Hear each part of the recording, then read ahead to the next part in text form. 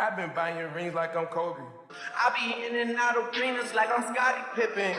Left my elbow in the pot, a la Vince Carter. Bitch, you wasn't with me shooting in the gym? James Harden with the range on me, nigga, way back. Coach, they won't knock me off my pivot. Get it. Niggas underrate me like Jalen Brunson, but yo, I'm leaving with something. Been flowing stupid since Vince Carter was on some through the legs arm and a hoop shit. Fresh Prince jacket, boy, I cook them to the inside out.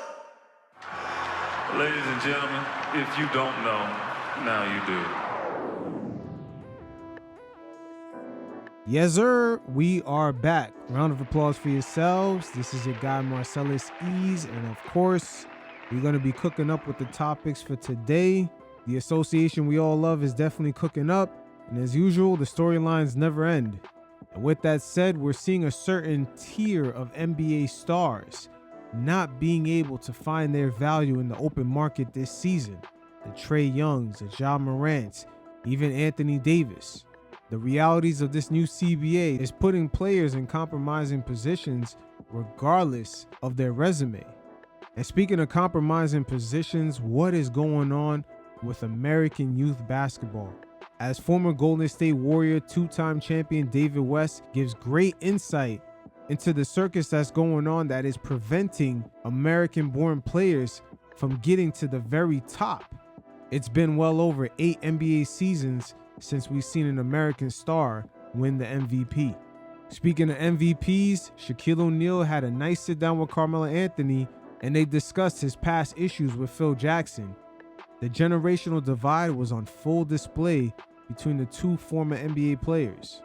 I'm always saying the NBA has a very interesting hierarchy as the relationship with coach and player today is now peer-to-peer. Last but not least, we're going to hear from a longtime Laker trainer, Gary V, as he was around for the golden years of the Lakers during the 80s all the way to when Kobe had retired. And he touched base on a number of topics from who was the toughest Laker player that he's seen all the way to how some of the issues between Shaq and Kobe forced a lot of people in that Laker building to choose sides. Him and Brian Scott definitely got into a nice nuanced conversation, and he also elaborated and gave his professional diagnosis of why today's players are more injury prone.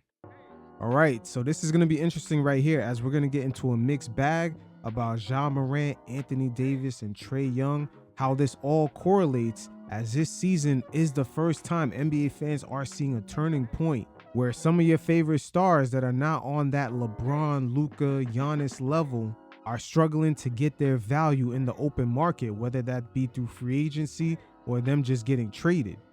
And this will be a two-part segment, as first we'll focus on the situation, what's going on with Ja Morant, then we'll head over and check out what's going on with Anthony Davis as the convenient max that he's used to signing under the old CBA rules is expiring.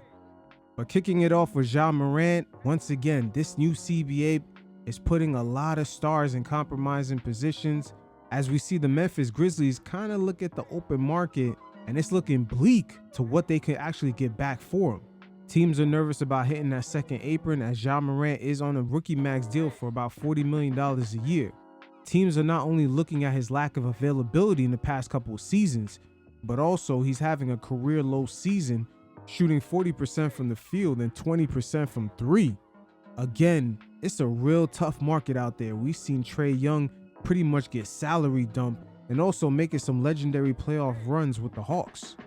Things are definitely under a microscope as a lot of teams are asking, what is the real upside with Ja?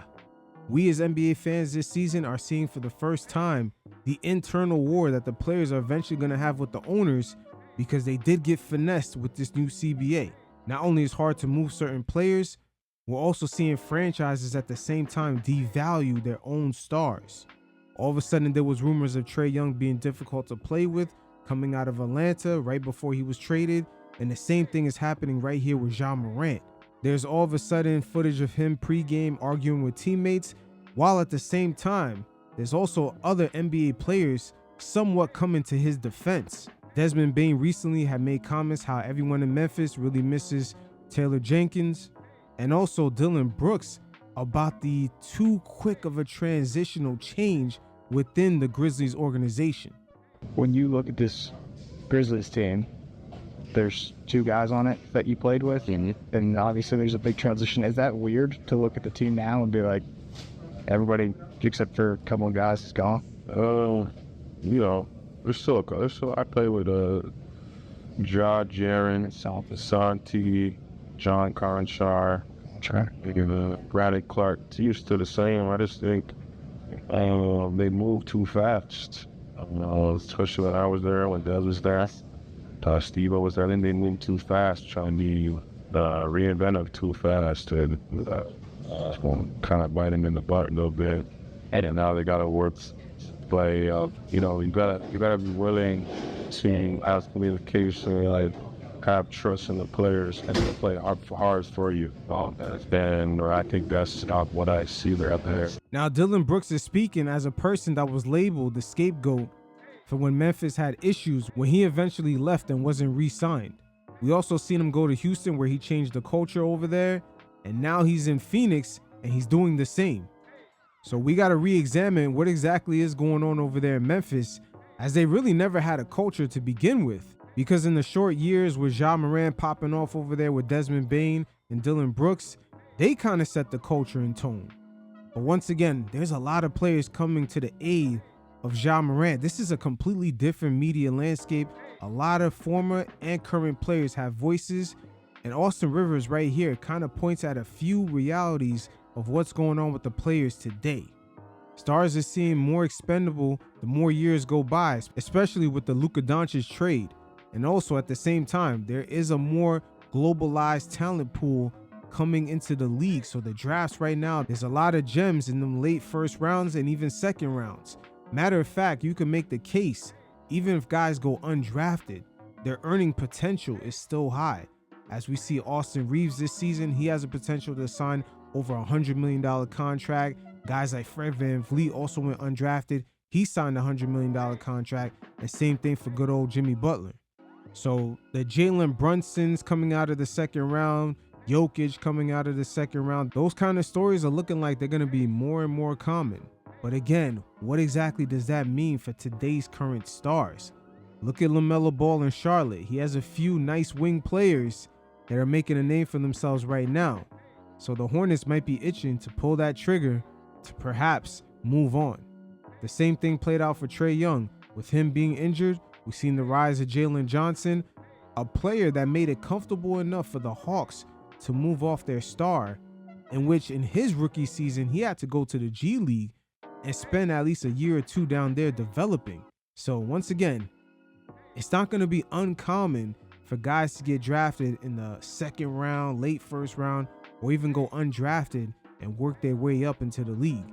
The earning potential, once again, is uncapped. But former NBA player Austin Rivers gave great insight to some of the harsh realities facing today's stars. You guys check it out, and every once in a while, I'll check in. I want to make this clear. This isn't like a shot at Ja. It's just the reality of what his game is and everything that he brings as a package with him.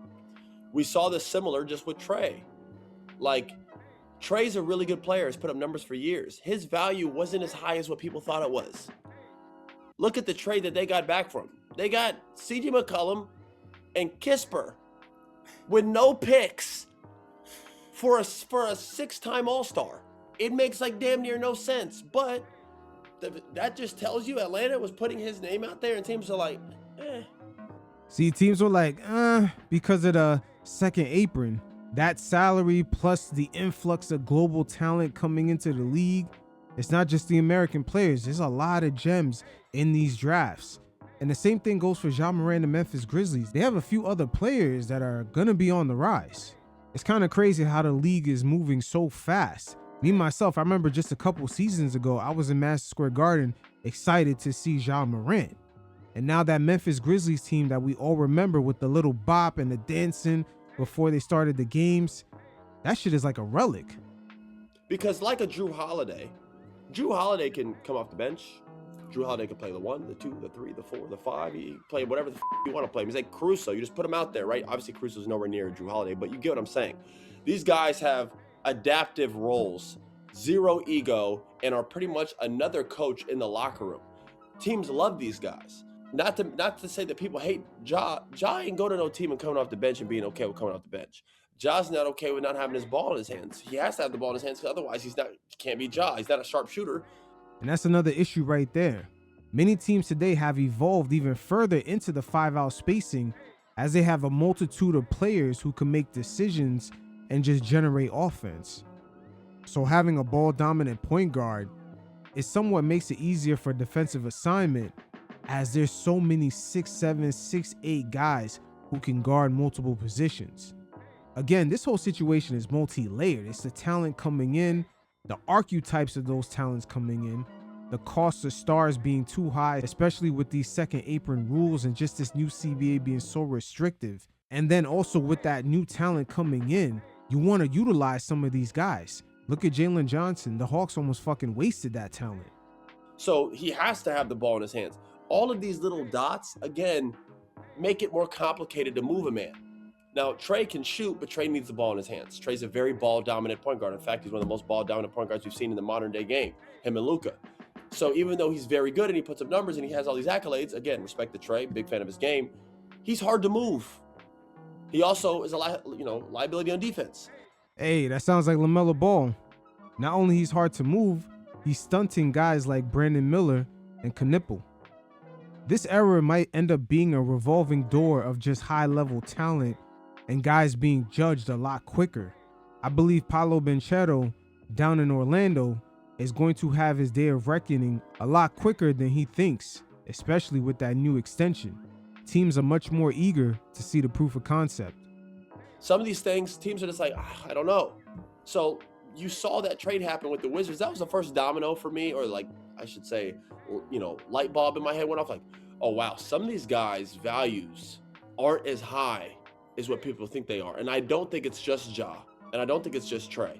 I think some of these middle-aged NBA players who are all-stars that still demand a lot and get paid a lot. AKA AD, he's another one. But also, I'm gonna say this, it's not just the middle-aged guys. I just wouldn't leave it up to that. I would say the guys coming off their rookie extensions, like Paolo Banchero, LaMelo Ball. Once guys start hitting into their second or third year, into their new rookie max extensions, they're gonna get judged a lot faster and a lot harsher due to the size of that contract. Value is not as high as what they think they are, because so many teams are starting young. They're looking at this draft, they're looking at the draft after that, and they're like, teams want picks. I've never seen picks have more value in my life than right now in the NBA. So right now, when you look at some of these middle-aged, these 32, 31, 28, 29, been in the league for 8, 7, 9 years, something like that. Honestly, I would add a couple ages to that. I would say ages 26, 27. Once teams start to see that guys can't elevate past a certain level, maybe the first 2 to 3 years into their max rookie scale contracts, like Paolo Banchero, not only they're gonna bail out a lot quicker, they're gonna find out that it's gonna be a lot harder to move these guys around. These scenarios may end up being another salary dump, very similar to Trae Young. A little younger than that, like Zion and Trae, that's kind of like in John Morant, these guys, like they're not that even that old, but even LaMelo Ball, like how much is it that the team is bringing down their value as well? I can't tell. Like sometimes I feel like these guys' value isn't that high, but is it the team that's not really like? I don't know. Hey, welcome to the channel. I was on that same tip. I'm wondering why these teams are actually bringing these guys value at the same time. Once again, this is a brand new league right now. We as NBA spectators have never seen this before. It doesn't help when things are out loud. Like, I don't like the move Nico made, right? I don't think anybody did. That's why he's not with the Dallas. But at least there was no murmurs of him shopping Luka around. It happened quick. They did it under the radar. There's no room for drama. Once everybody knows you're selling a house, they know you need to sell the house. They're going to start throwing all type of prices at you. Not good ones either, because they know you need to sell. So when you see like turmoil with Ja, like the Grizzlies are moving Ja and all these things. And again, I don't know how you control this, because you have so many like leaks and Shams and all these guys have their jobs. But like, it's just, I don't know how you do this. You know what I mean? It's just like, I don't know if the teams help with that stuff, especially when certain, like, you could see it. and it doesn't help the value. It makes it harder to move the guy. I think teams sense that a team is desperate, but I don't know how much of an organization I could blame for that because I don't know what they could control. At the end of the day, you do have to have conversations, and if people are talking, they're talking. Like, it is what it is. I think people also have saw as soon as Jalen Johnson had this season, I think people were like, oh yeah, this is the year this is it. Like, they're gonna move Trae now because this kid's special. It happens. So it's interesting. It is definitely interesting for sure. And with Ja Morant, he does have an upcoming extension. And this is where sort of the Anthony Davis situation also ties in, because Ja Morant right now, he is represented by an uncle of his. And I'm not sure if he's been made aware how the league just sort of shifted, because he did have all the leverage, of course, to get the max deal from the Memphis Grizzlies. But right now he does need a real experienced agent to make sure that he lands in the right space. It's not just about the financial side to it, but it's also that he's in a position that he can continue thriving as an influx of talent continues to come into the league every single season. And that's where I tie in this Anthony Davis situation, because he is represented by Clutch and he's also trying to get an extension. But the days of the convenient max, especially with AD going to Dallas, he's never really proven his value while wearing that jersey. And it's going to be hard for him to secure a new deal. Right now, he's eligible for 4 years, $275 million, but I doubt any team is even trying to give up anywhere near that kind of money. AD's availability has always been in question. His time so far in Dallas has not helped debunk that narrative. And when it comes to the Dallas Mavericks, this is going to be very delicate, because remember, they did give up Luka for AD, so there's a lot of politics with his trade. They got to get something significant in return, and they made it well known, as they told Tim McMiniman, Rich Paul is not going to bully us into anything. Once again, the Mavs are in a very unique situation. They're going to owe 3 draft picks to all their major rivals in the next 3 seasons. The Thunder have swap rights in 2028. In 2029, the Rockets have their first pick. And of course, the trifecta, the San Antonio Spurs in 2030, have swap rights with them. So the Mavs are in a very, very tough spot.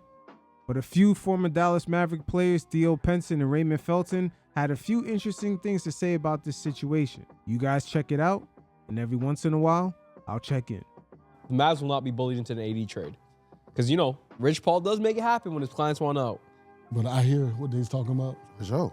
I hear they say they ain't going to be bullied. You know, it's good to talk like that.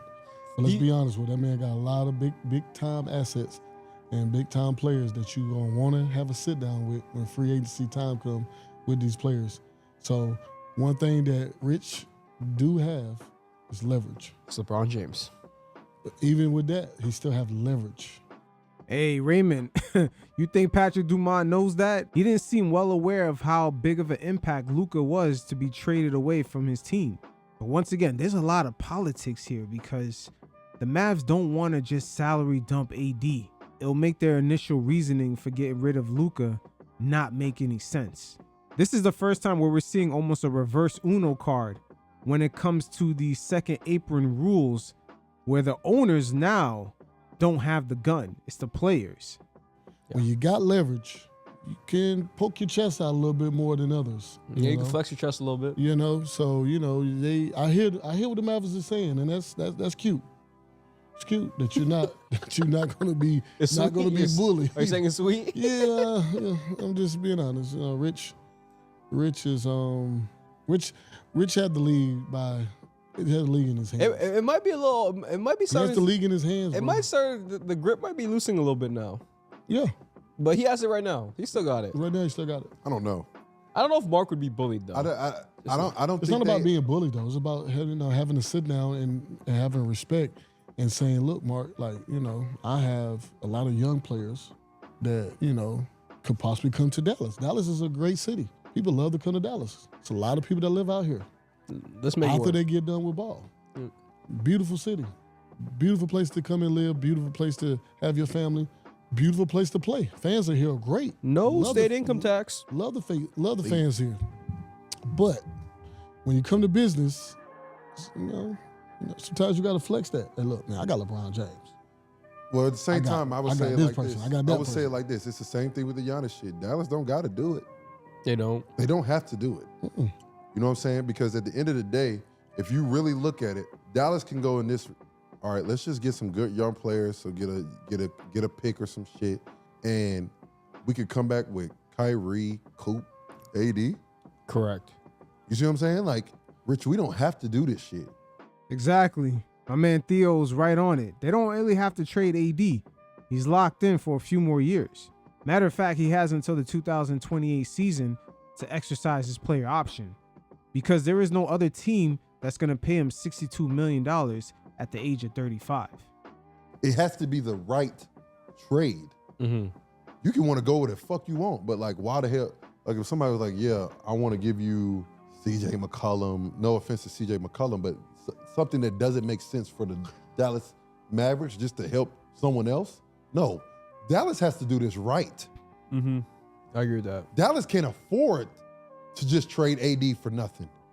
Facts, especially with those those rivals that they got. I mean, I can't believe they owe draft picks until 2030 to the Spurs, Thunder, and Rockets, who are already in a prime position to compete for a championship.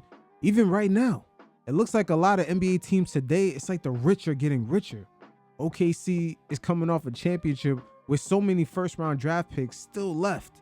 They have to do this trade right. It has to be the right package. If you trade Luka for CJ McCollum and Max Christie, it's going to be nasty. Exactly. Max Christie's a player, though. No disrespect to Max Christie. You can't fuck this trade up. Granted, it's not going to be the same haul as giving up Luka. We're not saying that. But at the same time, it has to be like, okay, at least we got some picks back. It got to be something like that. Mm-hmm. You know what I'm saying? If it's not, if it's just players, oh, hell no. Rich, hung the fuck up. Well, I saw that. Rich Paul is running out of Space Jam juice. No cap. Wow. No cap, bro. Oh, shit. And I think at the end of the day, what leverage does he have right now? He's been hurt a lot, man. He has been hurt a lot. He's been hurt a lot. And the fact that more than likely he won't even finish the season with that wrist injury, that was a major blow to him, somewhat holding up his leverage as one of the top power forwards / centers in the league. You gotta wonder if AD coming into the season just a little bit out of shape is coming back to haunt him. Who's that? AD. You don't have leverage like that, man. Like, what leverage do you have? Like, my nigga, we ain't barely seen him. Yeah, we saw the stat. 42 He's missed versus more 29. games than played. 42 versus 29. And he only been here damn near half a season. Crazy. That's It's tough. insane work. Hey, it is what it is. There is a lot of politics with trading AD. And when you do look at the Mavericks salary cap, when they did have Luka on the team, what was coming around the corner for the Dumont family after spending $3.5 billion on the Mavericks was an incoming luxury tax bill of over $150 million, the same way the Phoenix Suns were going through with KD being on the team every single season.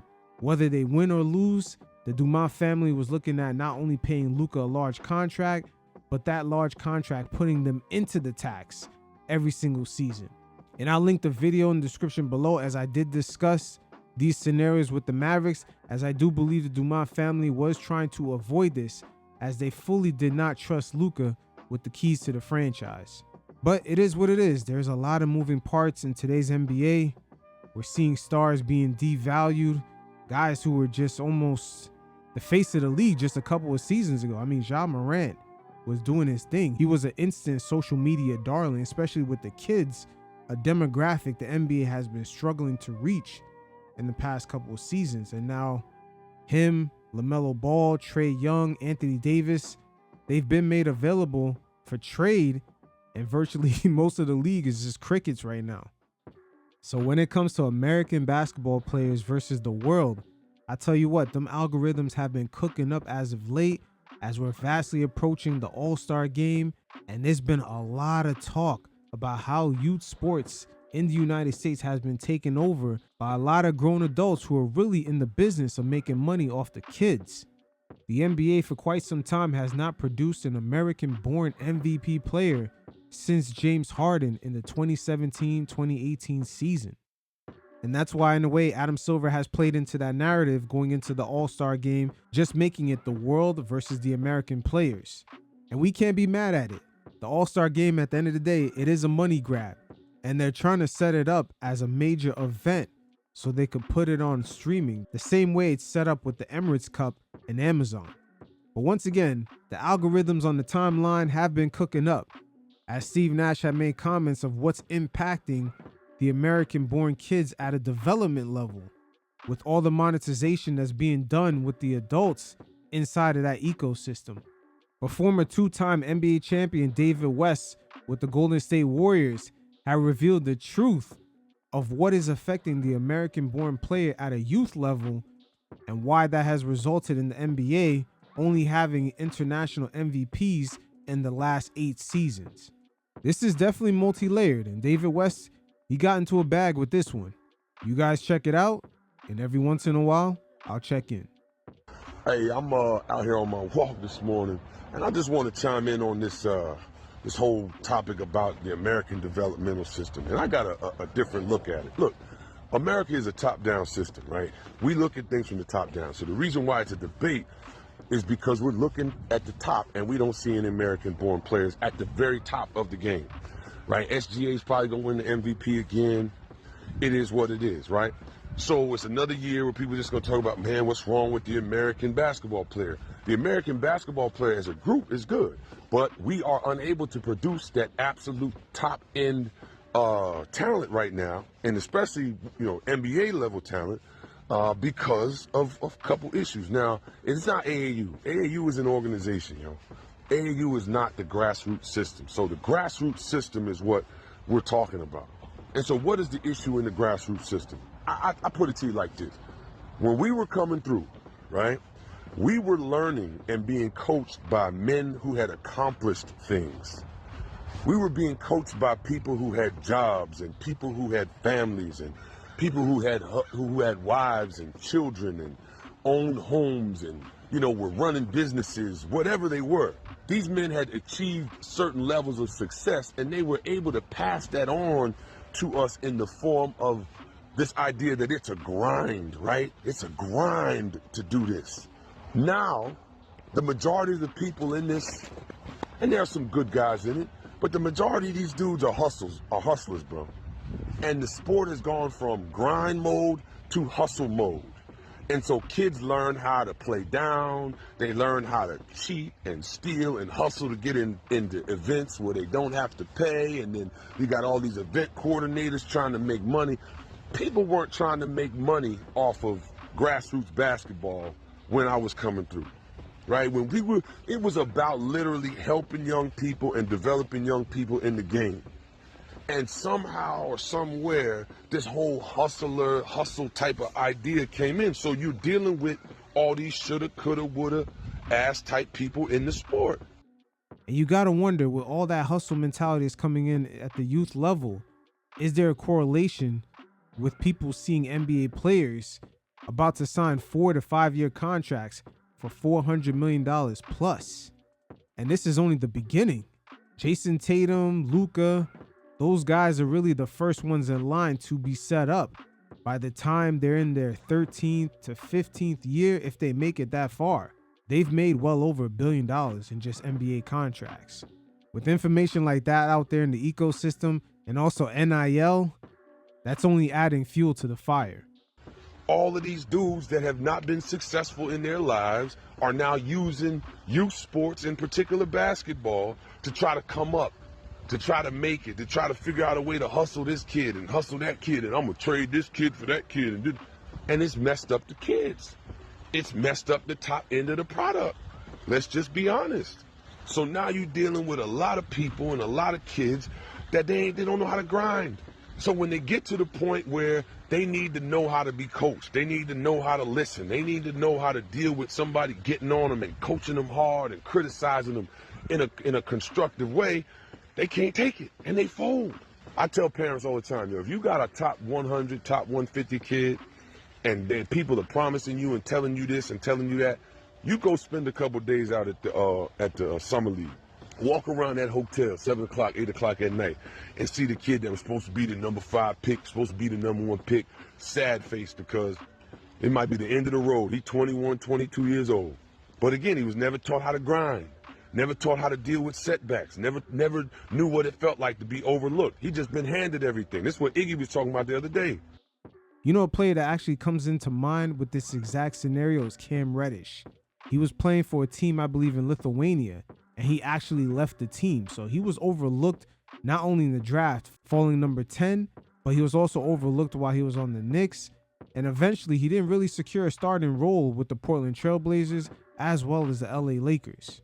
So he's had a lot of setbacks compared to all the praise and accolades he's had. There's a viral video of Anthony Edwards saying that Cam Reddish was one of the toughest players that he had to play against, just giving him a lot of props. But what happens when all that praise, especially with him coming out of Duke, just having that huge portfolio of just, you know, the reputation in the amateur circuit and going to Duke and just coming into the league, but now you got to live up.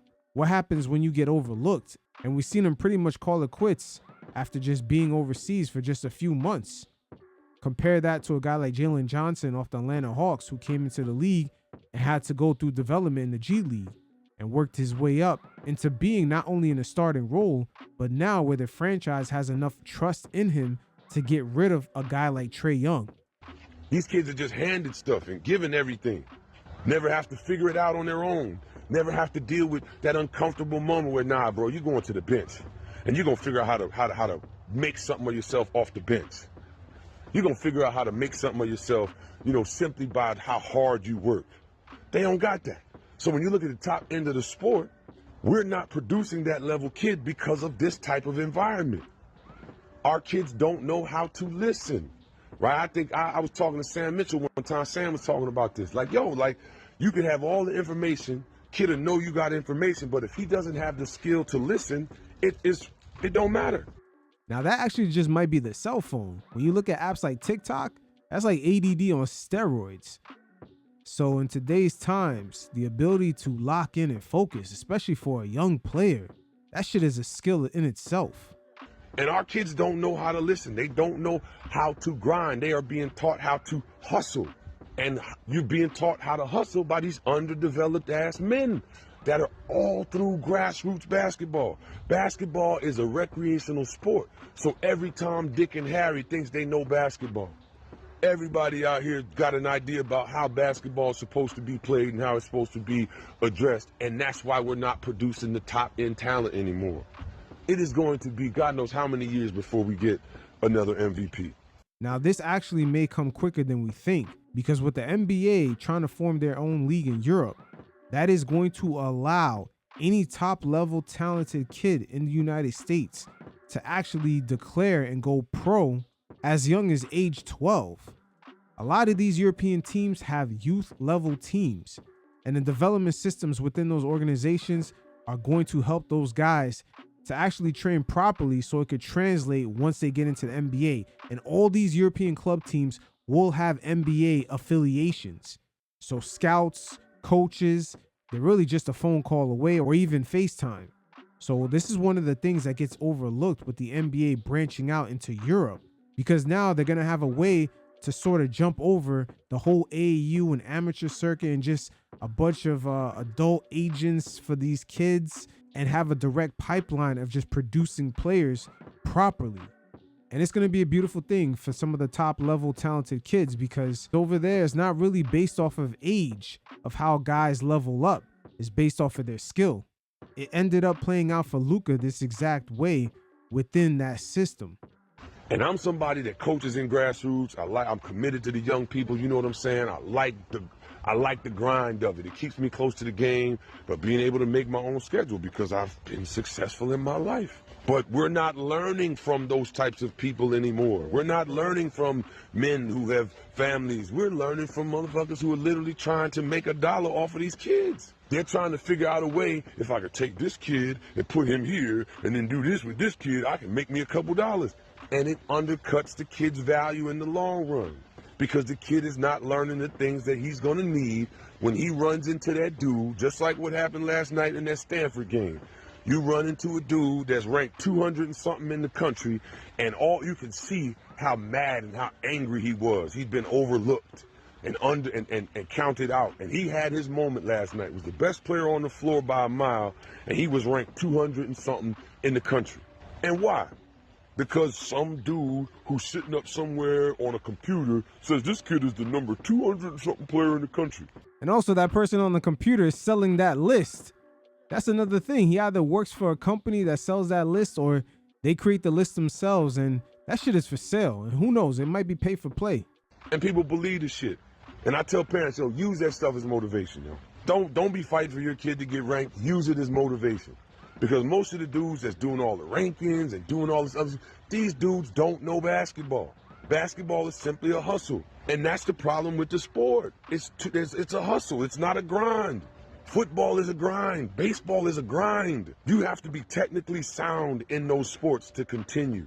To keep moving on and elevating yourself in football and baseball, you've got to be technically sound. You can't just be out here depending on athleticism and feel and vibes like these dudes be out here. Come on, bro. That's the issue with our sport. So until we address that and get some of these weirdos out of the game, bro, and we get more expertise at the grassroots level, shit's not going to change at the top, yo. Well said by David West. It is what it is. There's a lot of, I don't know, it's weird at that level because there are actually parents bragging that, ooh, how do you feel going up against the best 10-year-olds? Like, this is a whole different ecosystem, and low-key private equity is creeping into that world. So the ability for organizations like Overtime to enterprise within that ecosystem is kind of insane. Hopefully Adam Silver kicks off this league in Europe as soon as he can, because the media has not yet picked up that is going to be a pipeline for the top level youth players within the United States to go pro as young as age 12, 13, and to see if they can make it up there climbing up the ranks. So Carmelo Anthony and Shaquille O'Neal had a very interesting sit down where they spoke on a bevy of topics, but it's very interesting to see the generational differences between these two players where they're really only 10 years apart.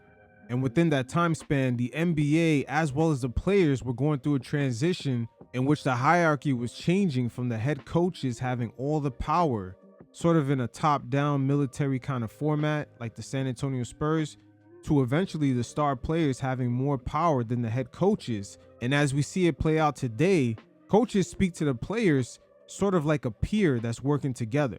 The reason why I'm stating this is because it shows you how their careers eventually played out. Shaquille O'Neal came into the NBA where the hierarchy, even from high school to college, was still the coach, almost in a role of a sergeant. And Carmelo Anthony came into the league at a time where AAU was beginning to become the mass circuit that it is now. Also the change in the 24/7 news cycle, where that allowed guys like LeBron James to get so much hype generated while still in high school. And with the success of Michael Jordan, by the time Melo got into the league, we've seen players that have very powerful brands like the success of Michael Jordan, Allen Iverson, etc. And that cultural cachet came with a lot of power, and guys were very brand conscious of it. So before we hear from these two players, let's add a nice little backdrop right here as Shaquille O'Neal explains how when he first showed up into the NBA, he did not even have the consciousness to understand that he could leverage his star power to get what he wants. That's how top down the overall sports circuit was, from amateur all the way to pro, during Shaquille O'Neal's come up. Listen to him right here as he explains the exact moment his teammate nudged his shoulder and told him to flex his power. Just peep how shocked he was when he found out it actually worked. Arrogant, but professional arrogance. It's important. Because growing up, I never talked back to my father, high school coach, or college coach. You got a pad? I got to tell you the story. Hand me that. So, you know, I'm nice and respectable. I'm trying to do things the right way. But D. Scott in my ear, man, it's your team, man. You got to take over. Who said that? D. Scott. D. Scott's like, hey, man, it's your team. Forget all that. It's your team. So I'm like, nah. So one day, Jerry Reynolds, Iceman, in the shoot-around, we playing against Dale Ellis. And Matty Gukas was like, hey, man, they going to run these plays for Dale Ellis. You got to go over the screen. So the first 3 plays, Jerry go under the screen. Dale, boom, boom, boom, boom. So we called a timeout. And Matty was like, God damn it, Jerry, didn't I tell you to go on there? So this is the first time I seen a player talk back. I never seen that before. It's the first time I seen a player talk back. Jerry Reynolds go, fuck that shit, call some plays for me too. And I'm like, yeah. And then Matty did it. And then D was like, see, that's how you gotta be. That's when I kind of started, I kind of started asserting myself. That exact green light is something that star players already have built in before entering the NBA, especially guys like Carmelo Anthony and LeBron James. So once again, we're seeing the fundamental differences between Shaq and Melo as they entered the NBA. Just peep the mindset before we hear this sit down. My first power move is after we lose, I'm in LA, same day. We lose on a Sunday, I'm in LA. So I'm shooting a movie, Blue Chips, and I say, you gotta make me a court so I can work out. This skinny kid, this motherfucker diming me up like magic. I don't know who he is, because you know me, I don't be paying attention to the young cat. So I'm thinking he an actor. So finally I said, yo man, who's this? They said, yo man, that's Penny Hardaway. I said, he an actor? He said, no, they think he gonna be number 2, number 3 pick. I'm like, damn, so I got this in my head. So my first major move was when I found out we got the ball, hey man, y'all don't get this Penny dude, I'm gonna be looking to do something else. Just to try it. First time I was ever arrogant, first time I ever talked back. So now we shoot the movie whenever. So the draft comes. They draft C-Web. Now I'm pissed. I'm tearing my house up, breaking mirrors, breaking trophies, and then they do it. They do the switch. I'm like, man, D-Scott was right. It works. So the second big move, hey man, give me Horace. Horace Grant. I don't know if we can afford Horace. You don't get Horace, I'm gonna be looking to do something else after my deal out. So now I'm learning how to maneuver, because they saying it's your team. So we all know if it's my team and it don't go right, I'm getting the blame. Yep. So if I'm gonna get all the blame, I'm gonna make sure I'm totally in control. So now we're going to hear from Carmelo Anthony and Shaquille O'Neal as they did a sit down and reflected on their careers and a lot of their trials and tribulations, especially Carmelo Anthony dealing with Phil Jackson, as he does represent one of these coaches that come from the old hierarchy of basketball, period, whether it be college, amateur, high school, or even the NBA. And figureheads like that are not accustomed to star players dictating everything. Coach Larry Brown is another example. George Karl, another coach that kind of had a tiff with Melo. That's why the era of those guys sort of ended in the mid-2010s, because just the player empowerment, the player movement was just too much for a lot of these guys to deal with. And a lot of their old tactics of just trying to motivate players no longer worked with the new generation.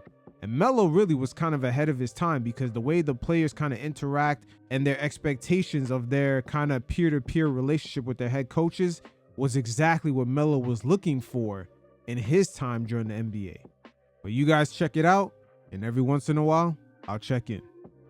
The game has evolved, right? Because the game is evolving, but it's evolving so much that it's going away from certain aspects of the game, right? That's why I said the basics of the game, the foundation of the game is still the same. You still have to be able to score on the block if you get the ball. You still have to be able to play at the elbow. You still have to be able to shoot a three. These are all the basics of the game. They taken away 2 of those basics of the game, the block and the mid-range. They taken away that because it's space, it's pace, it's how fast you can play, it's how high you can jump, how many points you can score. So because of that, you take away from the actual true essence of the game of basketball. So that's why it's hard for me to say somebody plays or have similarities, because they don't operate the same way. I can't see nobody in the triangle offense today. Like, not at all. And so and this is something that Shit, Melo, we couldn't even see no one in the triangle offense back when Phil Jackson had first arrived in New York.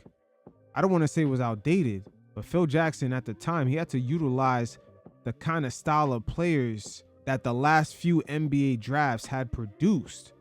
And coming up with a different variation of that triangle offense is what was needed. A perfect example of it is the Golden State Warriors. Steve Kerr took some principles of the triangle offense, but he's tailored a system around Stephen Curry and the more modern, versatile players like Draymond Green and Klay Thompson. So always have a problem with, because I know I study the triangle so much It's like, I know you got to have a team to run a triangle. You got to have a post man. You got to have a guard. I know all the, and the intricate parts of it. Is it really as brilliant as people say it is? Brilliant. It's one of the most brilliant inventions. Yeah. Because I hear the lore. I hear the lore. Like, yeah. thank you, Tex. Like, thank you, Tex. Because that's one of the greatest, and he's one with it. I only had the opportunity to experience it, but from the far, I've experienced it. Being a student of the game, I had to learn, damn, what is this? Like, it is immaculate. Like, you can't stop this. Then once you get it, it's clockwork. So that's why I say, who can play in that? You don't see a lot of people who could play in that type of system. And Melo's referring to around the time that he was playing because at that very exact moment, even the media narrative was that the big man was a dying breed. Look what happened to Roy Hibbert. So Melo's saying that the triangle offense needs a traditional big man. What happens when that player, due to the play style of the league at the time, was just really creating havoc on the defensive end due to the floor being so spaced out and guys having to come out all the way out there in the perimeter to defend? Go ahead, please. But what made it more brilliant is especially when you got 2 or 3 guys that go outside the system. Yeah.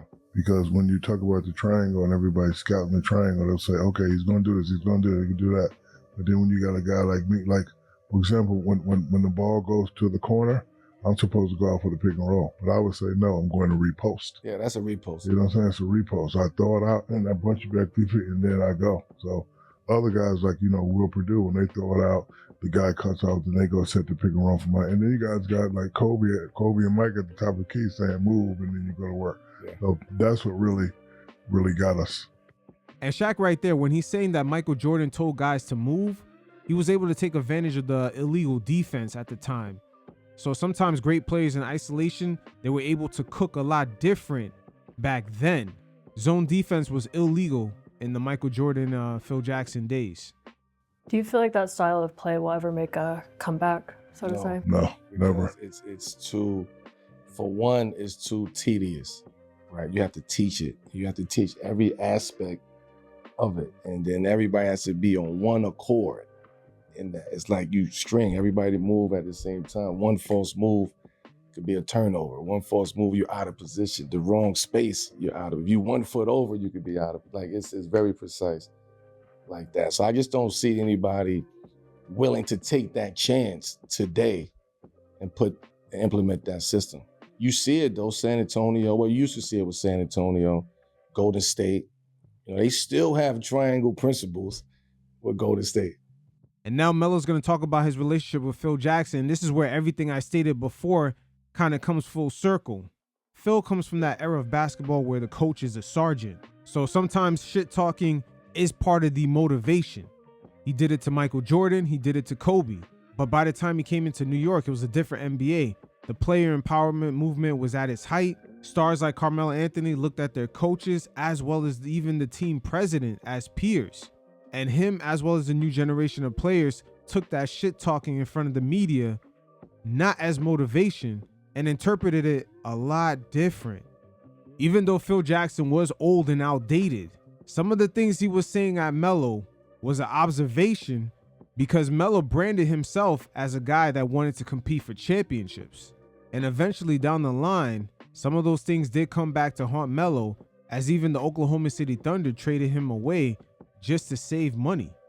And in the following season, he was cut by the Houston Rockets after only a 2-week appearance, and eventually the Blazers end up signing him to a non-guaranteed contract before giving him a guarantee in the second season.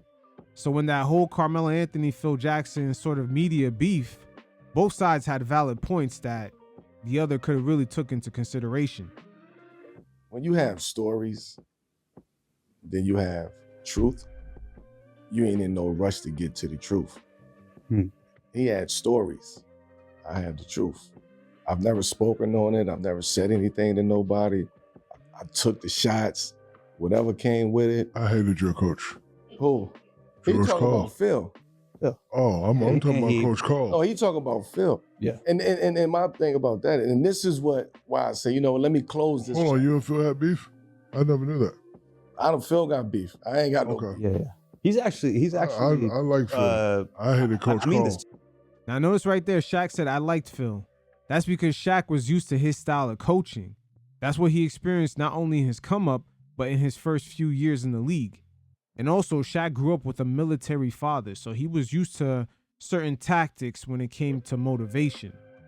Once again, we're about to see the fundamental differences between, I would say, two different generations, just 10 years apart from coming into the league. Phill was different.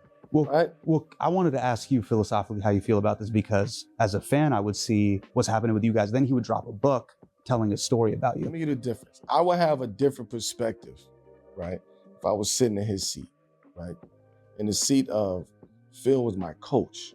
He coached me, right? So if you want me to do something, you can coach me through it. You can bring it to my attention. You can break it down because you are coaching the game. So I respect you as the coach of the game.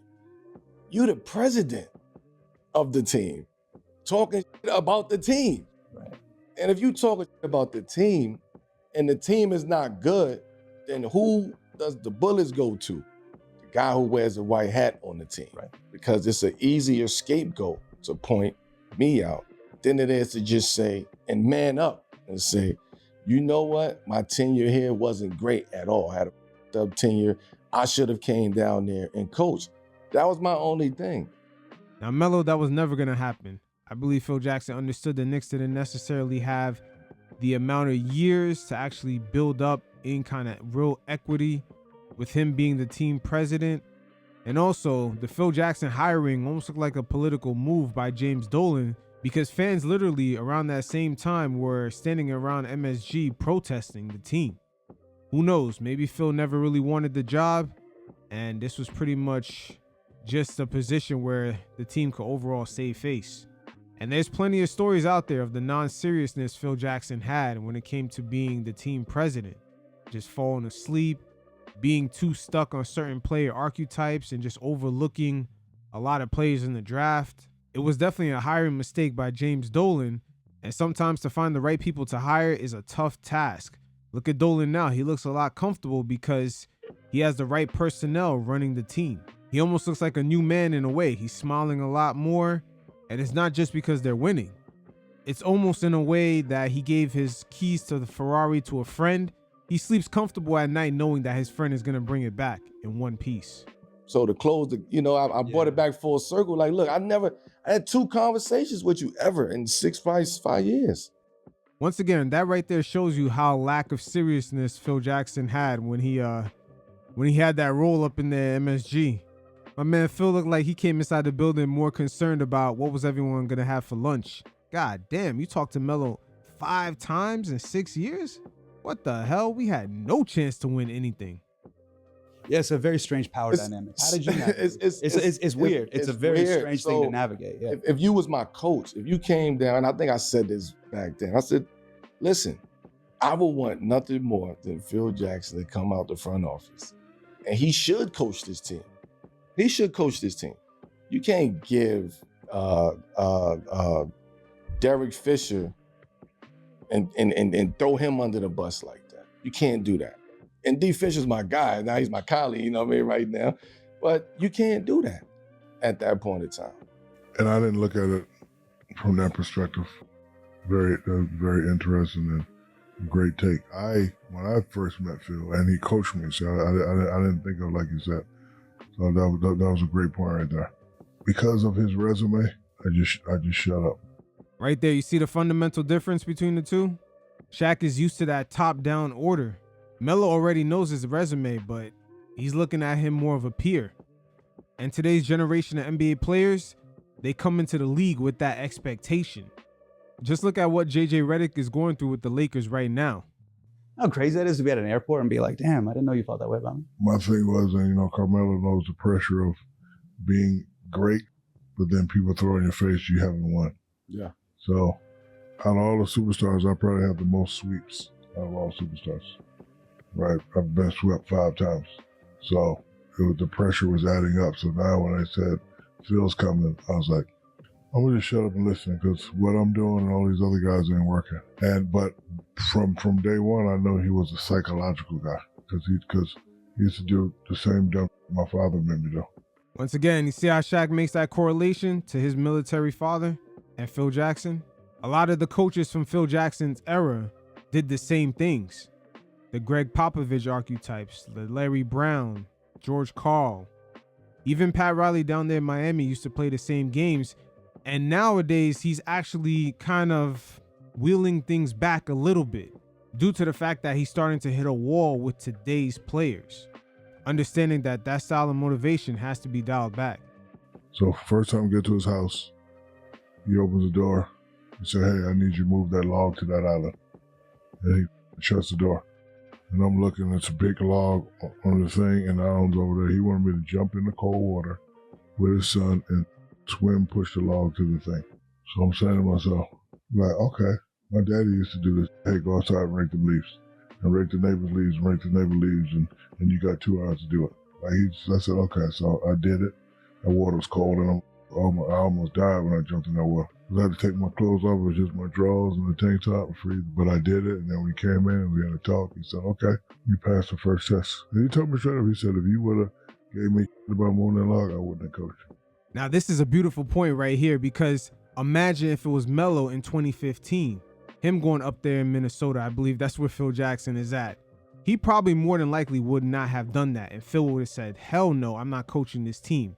Matter of fact, it wouldn't shock me when Phil Jackson entered the MSG building, he did the same log experiment on Melo in different ways and experienced pushback. And that's when he realized he would never coach this team. I'm hearing a lot of things about you and Kobe, but you the guy. I want to see how you are. See, he didn't know that I grew up in that type of background, so my relationship with Phil was different. But your other coach, Carl, I hated. I shut that door a long time. I didn't like But can Coach you guys Carl. explain why though? Okay, so my All-Star game, I'm coming up. They double, triple team me in All-Star game. It was competitive back then. No, man.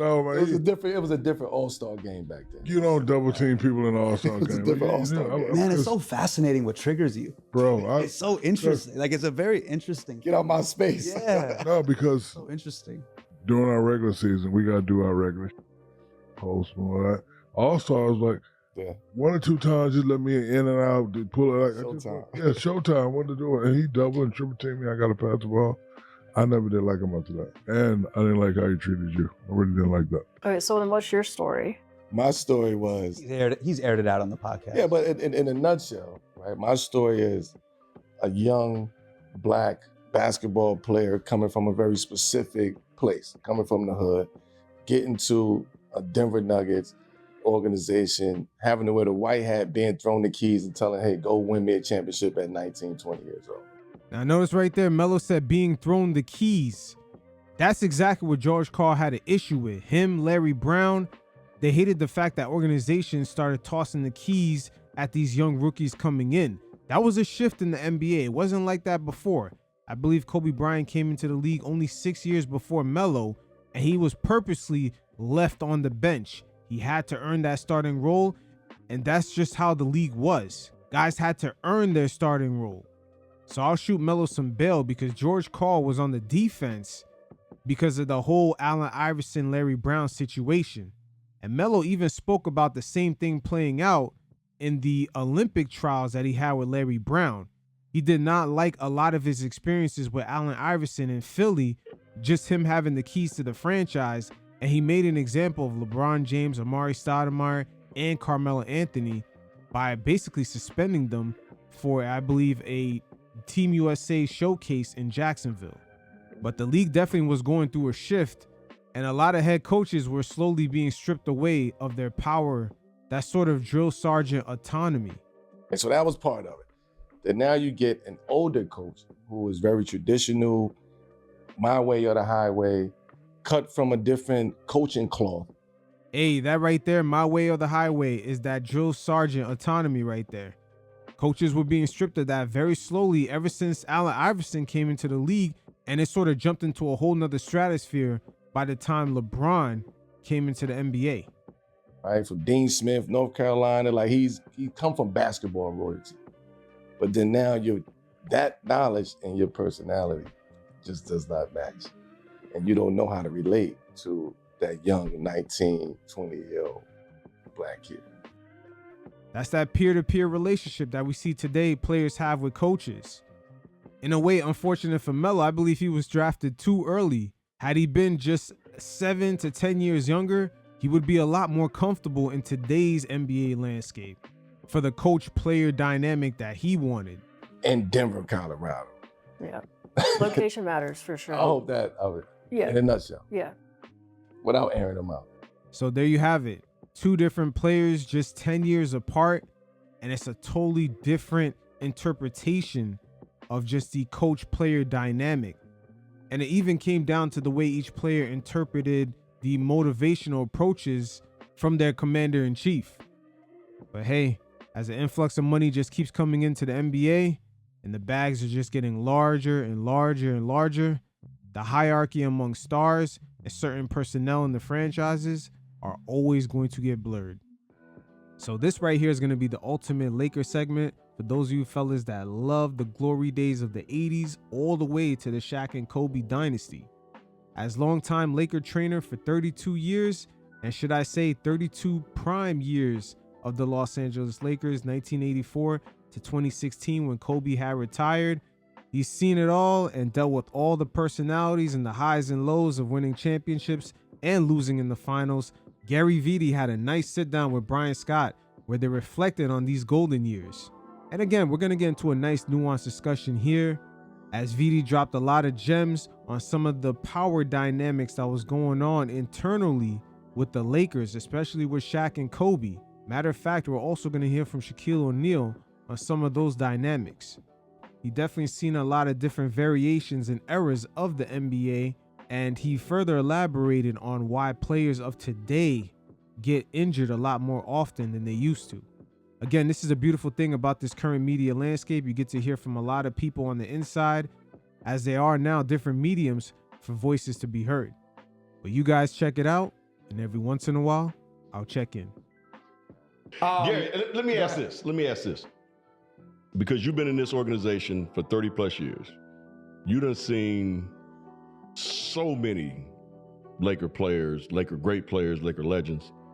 Name the 5 toughest players that you ever been involved with in Laker history. You're in that category, but you got to put Kobe number 1. Kobe number 1, and the reason why he edges you out, because beyond the hamstring issue, I mean, you had a couple things, but you weren't. I mean, Kobe was pretty beat up by the time that he retired. So he played with a lot of things that you didn't have to. Yeah. I mean, he had major surgeries. Yes. I didn't have to have surgery. Exactly. Okay. So, but I will put you in that category, and then there's sort of like different degrees of toughness, and depending on what we're talking about. Like, are we talking about, playing hurt? Are we talking about, I'll beat your ass? I think kind of both of those. You are, and so is Kobe. I think kind of both of those. Yeah. Kobe would fight you. Yeah. Oh, not a doubt. You know what I mean? Without He didn't care how big you were. Yeah, without a doubt. He squared off with Shaq. Yeah. Which is probably not a good idea. I was about to say that might have been. that kind of showed how crazy Kobe was too, a little bit. Yeah, exactly. Yeah. But he didn't back down. No, that wasn't his nature. Kareem's the same thing. He didn't have a lot of injuries, but he wasn't a man that you wanted to anger. I can't tell you, and he was calculating too. Oh, he'd get your ass back if That's you right. did something to but him. Maybe he learned his lesson with Kent Benson about losing your temper. Yeah. And broke his hand. Right. Okay? Right.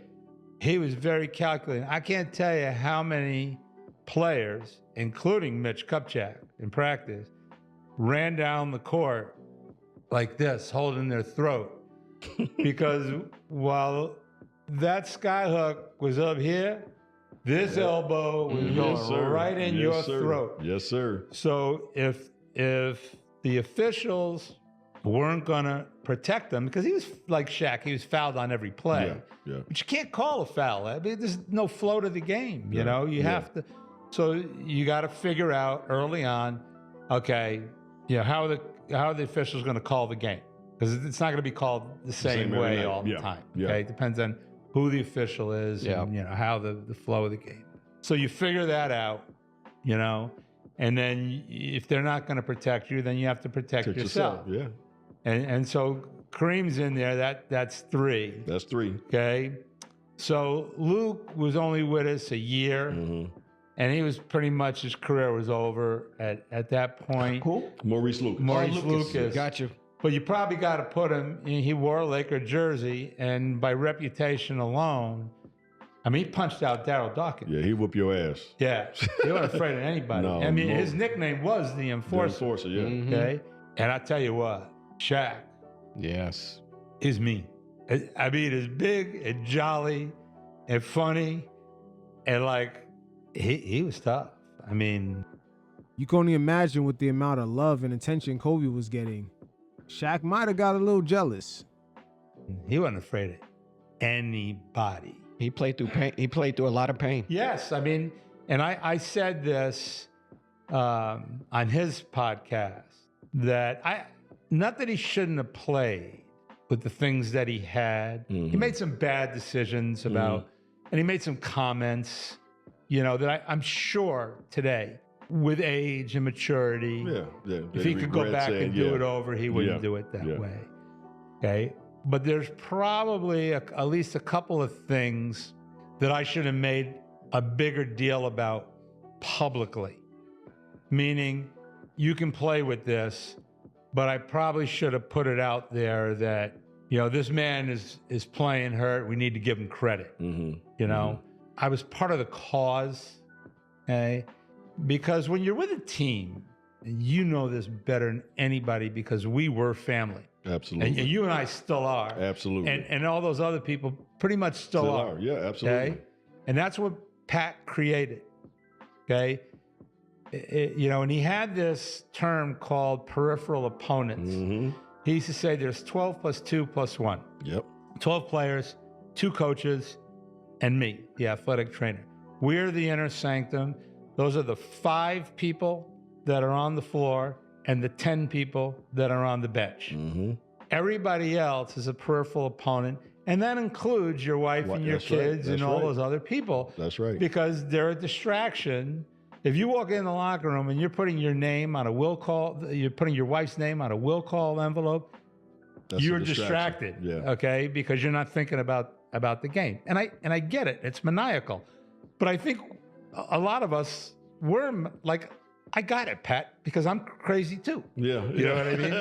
I want to win. Yeah, we were like, you know what? That makes sense. You know what I mean? If I need to be here, if you want the trainer to jump off the top of the forum today because you think it's going to help us win, let's go. Yeah. Okay. Yeah. And I knew I would do it because Pat would have jumped first. And that's, I really, I mean, obviously it's hyperbole, but right. No, I truly believe that's that the way too. it was. Yeah, I truly believe that. But a team is like a family. And you may get mad at somebody in your family. You might get angry with your mom or your dad or your brother or your sister. But you don't stop loving them. Facts. And that's the difference. And in that era, we stopped loving each other. And when that happened, people started choosing sides. Damn, you could hear it in Gary V's voice. That separation during the Shaq and Kobe days, it really hurt them, and it all came together during that 2004 finals against the Pistons. Kobe was definitely not trying to have Shaq finish with that MVP. And so it's easy to blame Kobe. This really bothers me. Yeah, no, I know it does. Because we should have won 10. Facts. They should have won way more championships. Way more championships should have been under Kobe and Shaq's belt as a duo. But unfortunately, egos prevailed. Once again, the fact that Kobe was willing to fight Shaq, that's how bad he wanted to be the captain of the team. It's easy to blame Kobe, and it's easy to blame Shaq. What about the rest of us, including me? There's other players, there's management, there's ownership, coaches, okay? People chose sides, okay? People on the team. So players chose sides. Right. Okay? Coaches chose sides. The fans chose sides. And they still do today. A lot of the Kobe portion of the Laker fan base somewhat remembers the history of that three-peat, making it seem like Shaq and Kobe were at the same level, and that was not the case. Some of you fellas can go back and look at some of the highlights of those finals. Kobe Bryant is shooting wide open jumpers, and that's because of all the attention that Shaq was getting. And when it comes to the further after effects of all that division between the two, it even changed the way that Shaquille O'Neal is remembered by Laker fans today. He should be held up to a much higher tier when we remember all-time Laker greats. It's only Michael Jordan and Shaquille O'Neal who three-peated and won 3 straight final MVPs. Coaches chose sides. The fans chose sides. Okay? And it was divisive, and the whole thing crumbled. Okay? And it didn't have to. Mm-hmm. And I think that I'm as guilty as everyone else, because I think that looking back on it, you know, Shaq was hurt. Doesn't mean he shouldn't have played, you know? You know, there's things that we could do to mitigate some of the things that he had, but it doesn't mean he wasn't hurt. Right. Okay. Right. And he said to me when he came up to me, we were, you know, I don't remember how we got there, but it was him making a point. He pulled the hair on my arm. Mm-hmm. Yeah, it hurts, right? You know, Yeah. Pulls it hard and goes, "That hurt?" I said, "Yeah, that hurt." He goes, "Yeah, that hurts me too when somebody pulls my hair." Meaning, yeah, I'm big, I'm strong, you know, but I get hurt too. I get hurt too. I'm human. You know what I mean? I'm human. And, I'm human. And his, like, especially the thing with the big toe, you know, anybody that has that joint, that first joint where you know, that the metatarsal comes out and meets your big toe, that's where you toe off. Well, he was 350 something pounds. Now he had a big toe and a big metatarsal, but still. It's a lot of weight. Anybody, you know, and we put a plate in there trying to offload it. I mean, you know, you do things to help, but, you know, God bless him. I love him. He knows, you know, that I wish that I had done more in that regard, you know, but I mean, he could be polarizing too. A lot of the Lakers stars have been polarizing throughout the years, and it's still playing out even today. We could see the battle between LeBron James, Clutch Sports, then you got the Rob Pelinka faction and Jeannie Buss, and also new ownership. So the Laker dynamic has always been very Hollywood-ish when it comes to the drama of that franchise. And there was definitely a lot left on the table when it comes to championships between Shaq and Kobe. Of course, Shaq was dominant. He was dominant. I mean, and this is going back to like when we were talking about Shaq and throwing stones at him and stuff, as much as we love him. If Shaq wanted to win every single game, there's nothing you can do about it. Yeah, exactly. I mean, they would have had to foul him out of the game is the only thing they could do. You know what I mean? The officials would have to be complicit, you know. Yeah. If Shaq wanted every single rebound, you would not have gotten one. It's literally, you know, Brad Miller. Very well. Yeah. It's a big man, right? Yeah, Shaq almost killed him too. Okay. Right? Yeah. Yes. If he would have connected, he would have killed him. So you know, there's a sort of thing in the league that you may not have ever met a player on another team, but they know who you are. You know who they are. Yeah, yeah. Okay, because you know we're a part of the NBA family. Right. At that point, right? So there were times where I might have to go to the scores table to check on something. I might have missed a foul or something, or a correction. Brad Miller was checking in a game. I don't remember if it was Chicago or Sacramento, wherever he was. And he's at the scorers table trying to get in the game. I'm at the scorers table checking on something, and he's huge, right? He's a big man. Yeah, yeah. And he looks down at me and he goes, "Gee, look up, yeah, Brad. Tell me the truth. He's 400 pounds." I said, "He's not, Brad. I think he's like 352 today, something like that." He goes, "Nah, it's bullshit." He goes, "He's got to be 400. He goes, "I am trying with every ounce of strength. I can't move him." Okay. And Brad Miller was probably one of the biggest, strongest guys in the league at the time. At the time, yeah. Yeah. Okay.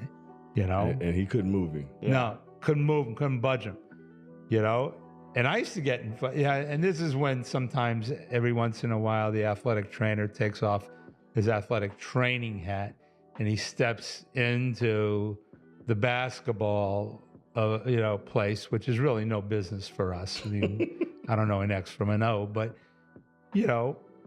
I would say to him, because you're playing injured and stuff, let's try to play smart. And that's one thing about Kobe. I tell these stories about Kobe. If you're looking at Kobe Bryant through my eyes, and the question that he asked me about when did I realize, because with my eyes, there was nothing really that special about Kobe. Was he 6'6", 6'7"? Yeah. So was he big compared to me? Yeah. Was he big compared to NBA standards? No. Was he strong? Yeah. Was he the strong? No. Okay. Was he quick? Yeah. Could he jump? Yeah. Did he have like a 42-inch vertical? No. There weren't any. I mean, he was gifted, talented guy, but there's a lot of guys that were just like him. Right. Facts.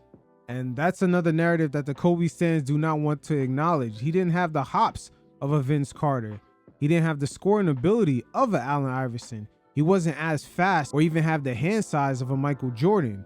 But once again, the Mamba mentality is what pushed him over some of those guys. You look at a guy like Tracy McGrady, he has way more raw talent when it comes to scoring. But Kobe, working on his game maybe 2 or 3 times a day, after a few years with that Mamba mentality, T-Mac can't even catch up. Same thing for Vince Carter. Why does he have 5 rings? And other guys that were infinitely more gifted don't have any. Hey, Gary V's in the bag right here. This is something I'm always alluding to in my previous videos when it comes to Kobe Bryant versus his peers. And there are things. And one of those things was he not only played hard, he not only worked hard, he worked smart. A lot of people work hard. There was no extraneous movements with him. It was almost like choreographed, his practices, his workouts. He knew what he wanted to do, and he had several options. And you know this better than I do. He probably had 4 moves. Okay, and it depended on which one you took away. About to say which one you tried to take away. Yeah, I mean, unless he got really stubborn on something, and he just wanted to prove to you that if he really, really wanted to, but that took up a lot of energy. Okay, so why go to something that you're trying to take away? He would just go to something else. So if you took this away, he went to that. If you took that away, he went to that. And so I was trying to talk to Shaq about this. Why don't you do all of your work before you get the ball? Okay, go down and take the block. Okay, and then they'll throw it to you, and then you score. Okay, but no. Okay, you want to post up away from the block. Okay, with your back to the basket, and show everybody your cat-like reflexes because you're 7 foot and you are cat-like, and you want to spin and you want to be Hakeem Olajuwon. And fadeaway baseline. That's not you, man, But the game was boring to him.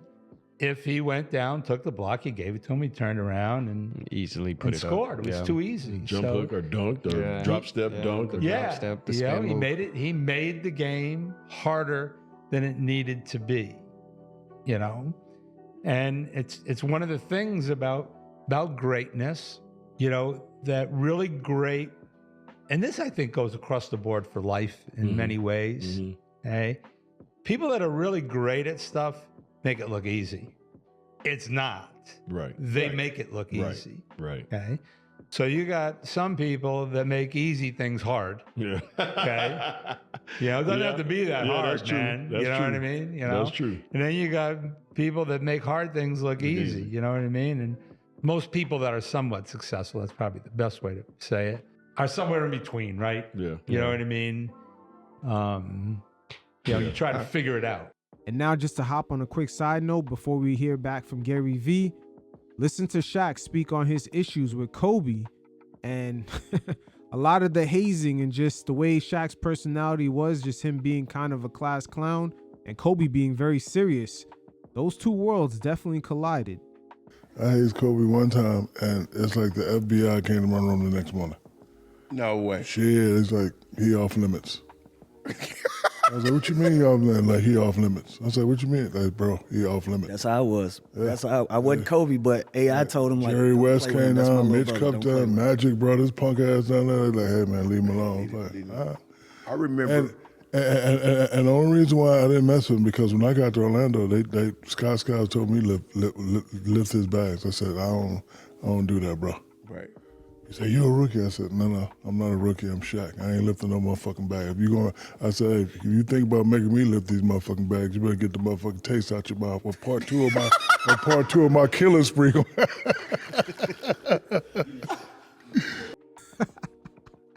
You notice how Shaq called Magic's punk ass? Yo, Magic loved Kobe, man. That's his man's right there. I know Magic was riding hard for Kobe. So Shaq got a little animosity right there. He said Magic's punk ass. Oh, man, we see you right there, Shaq. I always talk about my 4. Don't get 3 without him, right? Absolutely. Don't get 3 without Big Shot Bob. And, we went through a lot of trials and tribulations that built us into the powerhouse that we became. I revealed something on Trae's podcast, Young Trae, and how I used to handle Kobe.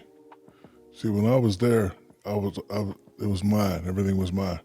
And I see that he wanted that. Now, a lot of times when you get in a position like that, you're not going to get it. But I knew that I needed him. So I would egg him on.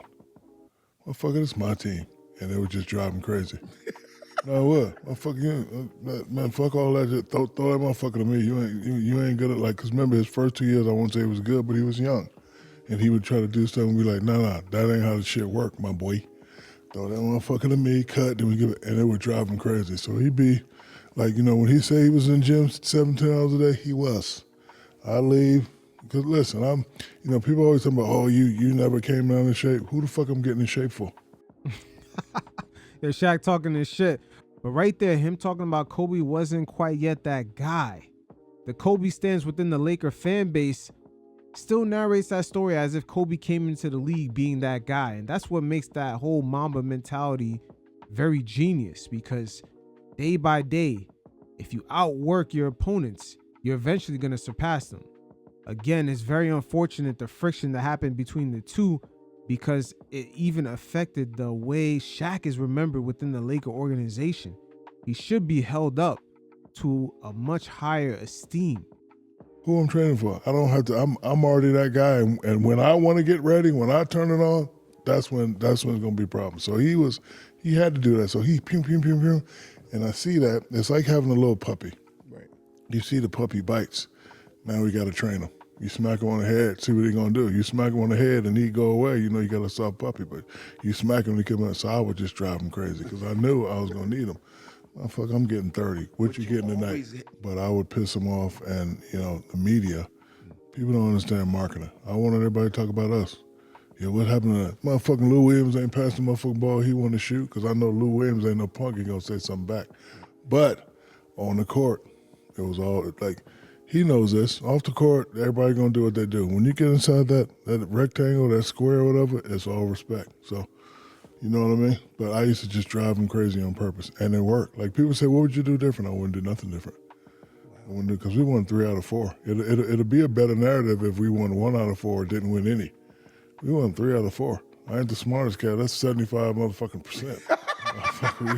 I'm good. Hey, 3 out of 4 isn't bad, but there was so much left on the table. It's just, oh man, we could only imagine. Those two still to this day is perhaps the most dominant duo we've ever seen. I would say post Michael Jordan, it's Kobe and Shaq, and then in second place would be Durant and Stephen Curry. But continuing on, Gary Vee touched base on what he believed was the best era of the Lakers dynasties, the 1980s or the 2000s with Shaq and Kobe. So what era, you as a trainer, was your favorite era?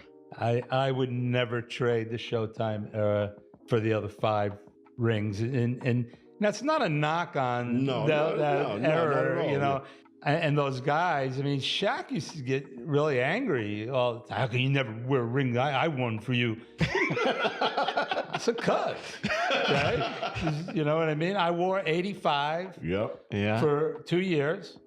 And then we won it in 87. Now, if you ask me for a basketball year, even though 87 as a basketball team was magnificent. Yeah. I mean, we were really good. Now, you can make an argument that the greatest, one of the greatest of the teams of all time. Without a doubt, to me, one of the greatest teams ever. But the 85 ring, beating the Celtics for the first time, my rookie year, beating the Celtics for the first time on the parquet floor, I have to say that you can't top that. Okay? Yeah. Now, you fast forward to 87, okay? We win the championship, and my first daughter is born in August, right after it. Yeah. So as a year of my life to win a championship and then have the most important thing that anybody can have in their life, which is children, okay? I started wearing 87. And I never wore 85 again, and I never wore any of the other 6 rings. Okay. Hey,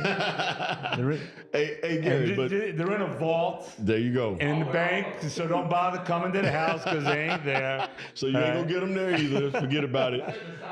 But this is the crazy thing. This is the crazy thing when we won in '85. We're in Boston. We win in '85 in the Garden, and we're in the locker room. We're just chilling. We're having a good time. Champagne is flowing and everything. And it's his rookie year, right? Because it's my second year. So we lost in '84, right?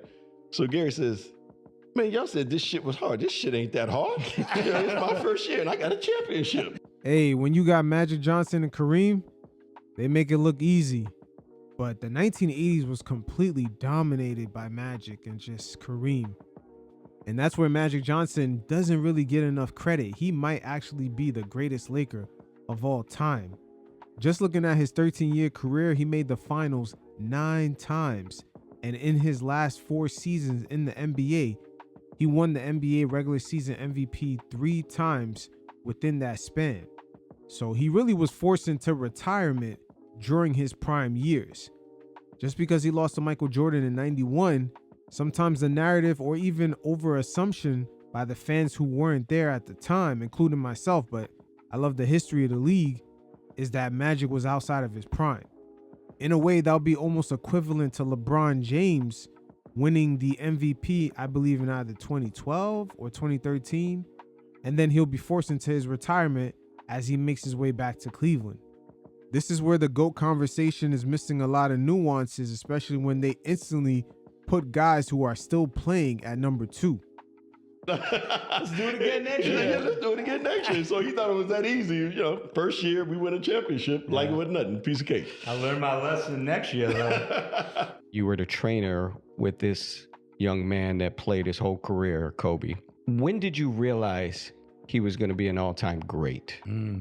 Interesting question, because I didn't see it. I really didn't. Everybody, like Jerry West, saw it. Yeah. We traded Vlade Divac for Kobe. You understand that trade? I mean, he's a legit 7-foot guy. That could play. With huge hands. Vlade could play. Okay. If he touched the ball, he owned it. Great footwork, smart, Okay. I love when he played defense on Shaq. Do you know? You probably, I don't know if you know this, but okay, when Shaq would get him in the post, I mean, he'd destroy him, right? Right. But so the only thing Vlade could do was he invented the flop. Yeah. But do you know that he used to actually whisper in Shaq's ear? So the first possession that Shaq would get in the post, right before the ball went into Shaq, he'd say, "You ready to get 2 quick fouls?" Which is Vlade playing with his mind. Vlade was smart, man. So now, like does Shaq still try to barrel through him? Right. Or maybe he tries to fade away, which maybe helps Vlade defend him a little bit. That's how, you know what I mean? Like he had other game besides just, you know what I mean? There's nuances to the game, And also the flopping. Vlade was very good at that. So for me, giving away a legit 7-footer, which is hard to come by for a 17-year-old kid. Yeah. And I truly remember, and he was stubborn. Kobe was stubborn.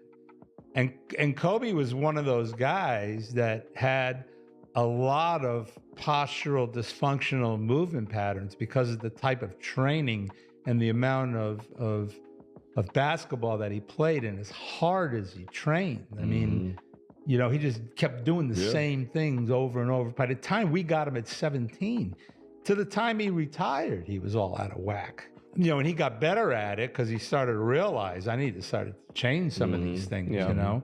And that's where people like Judy Cito came in, and you know, Alex McKechnie was very influential in how we changed a lot of our training back in those days, and in terms of core and, you know, pelvic dysfunction and that kind of thing. But I guess it had to be for sure when we played Indiana in the finals. Yeah. And Kobe had sprained his ankle, I think, in game 2, right? Yeah. So it was 2-3-2 in those days. So he sprains his ankle in game 2 severely. We fly to Indianapolis after the game, which was a good thing, okay, because it put him and I together the whole time. So what we try to do at that point is to try to control the inflammatory process. Now, you're going to hear a lot of things today in physical therapy, athletic training, orthopedic medicine, especially with stem cells and things, that we want the inflammatory process because that triggers the healing process. Yes, that's true, but we want to control the inflammatory process, which means in this instance that you don't want this big swollen ankle, okay? Because your body's not going to lay down new cells, what we call, you know, fibroblastic development, until it cleans out all that dead stuff, you know, the swelling and everything. So you're trying to control that swelling, which takes, it's painful, and it takes a lot of compression. It takes a lot of physical manual therapy of flushing it out. So I have to be there with him doing this stuff with my hands actually on him. And so that whole flight, which we're now also battling, you know, air pressure, okay, which also makes it want to swell, okay? And then when we got to the hotel, I switched rooms. So we were in adjoining rooms. You wake up 3 or 4 in the morning, you know, your ankle throbbing because I have this tight compression wrap on it, okay? You got to wake me up. Okay, you got to wake me up. We're going to cut the wrap off. We're going to stick your foot in an ice bucket. Okay, we're going to cool it off. And then as soon as, you know, I take you out of that, then I'm going to flush it out with my hands. We're going to wrap you up again. And hopefully you get another couple hours of sleep. Okay. And so I believe he didn't play game 3. Yeah, he didn't play that one. And so after game 3, we're practicing between games 3 and 4. And so we're at the arena, and my hands are on him. And now I'm not doing flushing, but I'm doing what we call mobilization. So literally moving bones around. You know, when I say moving, I mean, it's not like we're dislocating bones, but we're trying to create motion. Okay. We don't want an unstable joint, but we want mobility. Okay. Because we don't want these bones like stuck together. And so I'm moving and moving and moving and moving. And all of a sudden it's like, we hear this like pop. He kind of looks at me, and I felt it when it happened. And I looked at him, and it was what we call a cuboid mob. And I go, this is either going to be really good or really bad. Right? You know? And he hops off the table, and he's barefoot, right? And he's walking around, and he looked over at me and goes, "You did it. I can play." Okay. And the next day he played. Yeah. And we beat him in 6 games. And I mean, they were good. I mean, now of course Shaq was dominant. He was dominant. Yeah, Kobe had his breakout moment in the finals in the game 4 against the Pacers, where Shaq fouled out in the overtime and Kobe led the Lakers to a victory. That's where he really got his first taste of how it's going to feel like when he's the team captain. But with Kobe having that threshold for pain, and Gary Vee previously speaking about how Kobe worked on his movements so he could prevent further injury, especially the way he practices, right here he further elaborates of why the players of today continuously get injured more than previous years. Give me the transition from your perspective, because you did this for so many years, when you first started as a trainer to how training is done now today. And you've only been retired for 9 years, so you got a chance to witness how it was when you first started compared to how it was when you left. When Kobe retired in 2016, I can make an argument. You were the head coach. Yes. I can make an argument that he was the best player with his back to the basket in the league at the time. He would not be able to play the game the way he played it in 2016. And that was just 9 years ago. You mean he wouldn't be able to play it today like he played then? Yes. But we both know that he would adapt anyway. Exactly. Yeah. No. And I'm he saying still the would way dominate. the way he played it, he would have killed you a different way. Yeah. That was Kobe. Yeah. Okay. He would have figured it out before they figured it. Thank you. Okay. All right. And right there, they're talking about Kobe's basketball IQ and just overall intelligence level. Just like Kareem, Kobe, he's up there, man. He was definitely wise beyond his years. It goes to show you just him sometimes chucking up all those damn shots. He's he's doing that shit on purpose, man. He don't give a fuck. That guy definitely knows better than to play like that. But hell, if he sees himself putting work in and his teammates are not, why not, right? Okay, so, and this is a lot of what you're talking about with the way the training is and the running and how the game is played has a lot to do with why are there so many injuries, because I'm getting those calls all the time. So, like I said, I'll try not to go all the way down the rabbit hole, but let's just talk a few things about what we do know. Okay. What we hear a lot is too many games, too much basketball at a young age. And that is absolutely true, but maybe not explained the way it should be explained. So what we do know about the human body, and this is well documented in the research, is that repetitive movement causes compensation, and the compensation causes dysfunction. In terms of basketball, the game is played between here and here, what we call the core. I'm going to ask you a question. Who's a player that you know that played over 20 years that was doing core work before we even talked about core and never got hurt? Kareem Abdul-Jabbar. That's right. He was doing yoga. Yes. Okay. Yes. And he started talking to me. He didn't use the word core. He just said the game's played between here. And I started listening to him. There goes Kareem, another highly intelligent NBA player. We could see Victor Wembanyama applying the same tactics today. And he's right. Okay?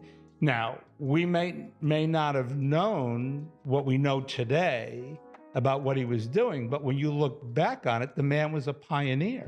Okay? I mean, he sprained his ankle, he broke his hand, but the guy never pulled a muscle or anything like that. You're right. So the game is so much faster and so much more powerful. Where is all that coming from? It's coming from their hips. And it's all about the hips. So these hip flexors get really, really tight. They start to rotate your pelvis forward.